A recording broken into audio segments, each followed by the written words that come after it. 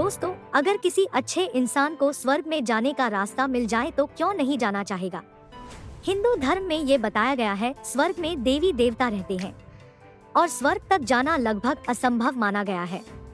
अपने जीवन में हमें बहुत सारे अच्छे कर्म करने पड़ते हैं, उसके बाद मोक्ष की प्राप्ति होती है और स्वर्ग में जाना लगभग मोक्ष के बराबर ही है। मगर हम अपने शरीर के साथ स्वर्ग तक नहीं जा सकते हैं। इसी के साथ हिंदू धर्म में कुछ कथाएं भी बताई गई है कि धरती पर ऐसे कुछ खुशकिस्मत इंसान रहे हैं जो कि स्वर्ग तक शरीर के साथ गए हैं। अगर आपने महाभारत की कथा सुनी होगी तो आपको पता होगा, महाभारत के युद्ध के बाद 5 पांडव स्वर्ग जाने के लिए निकले थे और इस सफर को सिर्फ युधिष्ठिर पूरा कर पाए थे, जो अपने शरीर के साथ स्वर्ग तक पहुँचे थे। क्या सच में हम अपने शरीर के साथ स्वर्ग तक जा सकते हैं? और धरती पर ऐसी कोई जगह मौजूद है जहां से स्वर्ग जाने का रास्ता बना हो?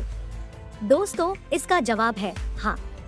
धरती पर एक ऐसी जगह मौजूद है जिसे स्वर्ग का रास्ता कहा जाता है। इसे किसी देवी देवता ने नहीं बनाया था, किसी इंसान ने या किसी राक्षस ने नहीं बनाया था।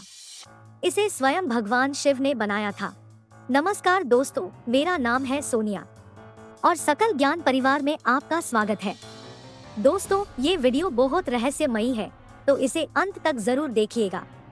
दोस्तों, सकल ज्ञान यूट्यूब चैनल नया है, वीडियो पसंद आया तो वीडियो पे कमेंट और एक लाइक जरूर करना, और वीडियो पसंद नहीं आया तो आपका कीमती समय लेने के लिए मैं आपसे माफी चाहूंगी। आशा करती हूँ ये वीडियो आपको जरूर पसंद आएगा। तो चलिए बिना देरी किए आगे का वीडियो देखते हैं। तो दोस्तों, जम्मू और कश्मीर में वैसे तो हिंदू धर्म से जुड़ी बहुत सारी जगह है, लेकिन इसमें से एक जगह को बहुत ज्यादा प्रसिद्ध माना जाता है, वो है शिवखोड़ी। जम्मू के रियासी में शिवखोड़ी की गुफाएं स्थित है और ये गुफाएं बहुत ज्यादा रहस्यमयी है।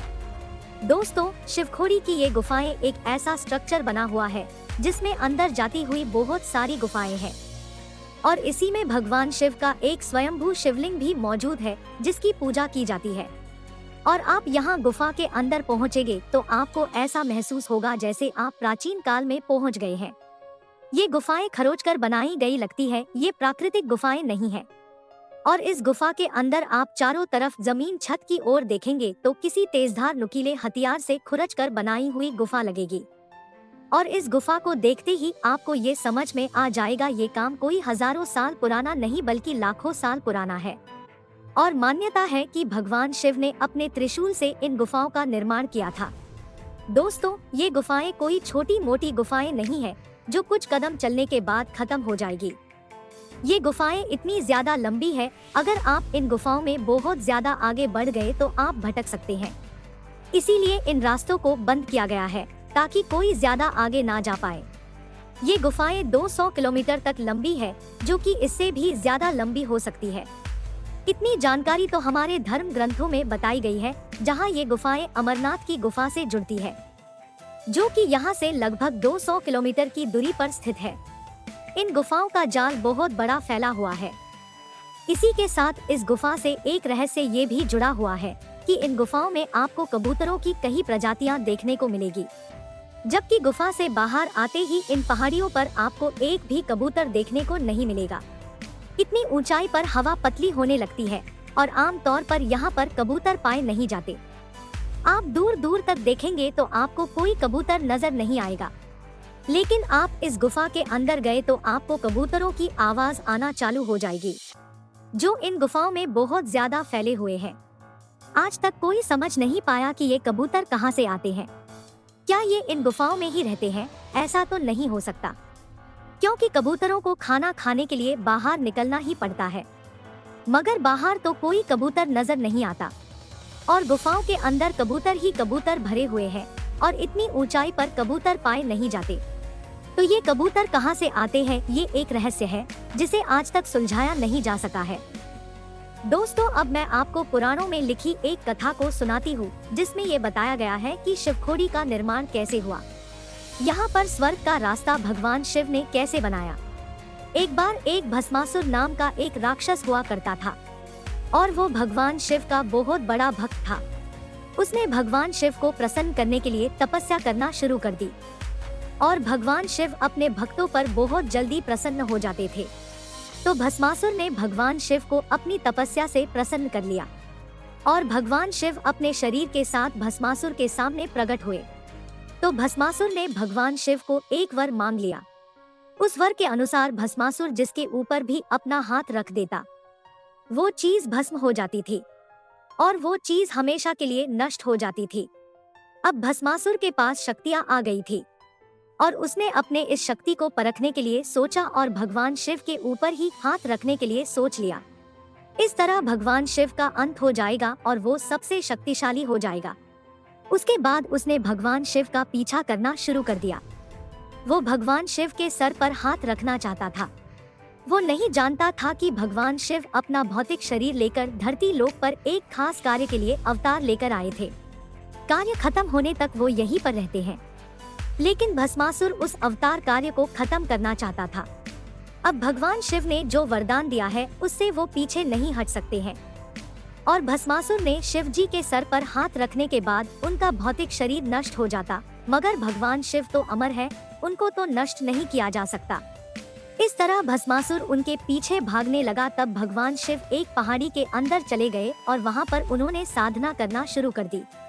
वो उस पहाड़ी के सीधा अंदर चले गए और भस्मासुर उस पहाड़ी के अंदर नहीं आ सकता था। यही वो पहाड़ी श्रृंखला है जहाँ भगवान शिव अंदर चले गए थे। उसके बाद उन्होंने इसी त्रिशूल की मदद से पहाड़ी श्रृंखला के अंदर गुफाओं का निर्माण किया जो इतनी ज्यादा लंबी थी। इस तरह से गुफाओं का जाल बिछा हुआ था जो त्रिशूल की शक्ति के कारण हुआ था। उसके बाद भगवान शिव पहाड़ी श्रृंखला के अंदर ही ध्यान कर रहे थे। अब वो अपने वरदान से पीछे नहीं हट सकते थे। तब भगवान विष्णु एक सुंदर स्त्री का अवतार लेकर शिव जी की आज्ञा से वहां पर पहुंचे। इसके बाद भस्मासुर इस सुंदर स्त्री पर जो मोहिनी अवतार में भगवान विष्णु थे उस पर बहुत ज्यादा मोहित हो गया और मोहिनी अवतार में भगवान विष्णु नृत्य करने लगे और भस्मासुर भी वैसा ही नृत्य करने लगा, यानी कि नकल करने लगा। इस तरह नाचते नाचते मोहिनी अवतार में भगवान विष्णु ने अपने सर पर हाथ रखा और भस्मासुर ने भी वैसा ही किया और अपने ही सर पर हाथ रख दिया, जिससे वो अपने आप ही भस्म हो गया। इस तरह भस्मासुर का अंत हुआ। दोस्तों, आज भी वही गुफाएं दूर दूर तक फैली हुई है।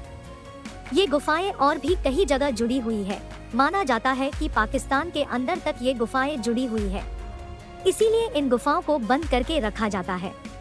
भगवान शिव ने इस तरह से अपने त्रिशूल से हर तरफ जैसे बिजली की गर्जना से इन गुफाओं का निर्माण किया था और उसी त्रिशूल से उन्होंने उस पहाड़ियों के ऊपर छेद कर दिया जो बिल्कुल ऊपर की तरफ जाता था। आज भी वो छेद उन पहाड़ी गुफा के अंदर है जो बिल्कुल सीधा ऊपर की तरफ जाने वाला ये वही रास्ता है। भगवान शिव इसी रास्ते से इस दुनिया से बाहर गए थे जो सीधा स्वर्ग पहुँचे थे। इस तरह कोई भी इंसान इस रास्ते का चुनाव करता है तो वो स्वर्ग जा सकता है, लेकिन उसके लिए उसे बहुत ज्यादा अच्छे कर्म करने चाहिए। वो एक महापुरुष होना चाहिए, क्योंकि इस रास्ते पर सीधे आसानी से चढ़ा नहीं जा सकता। कई लोगों ने इस पर चढ़ने की कोशिश की, कहते हैं कि उनकी मौत हो गई।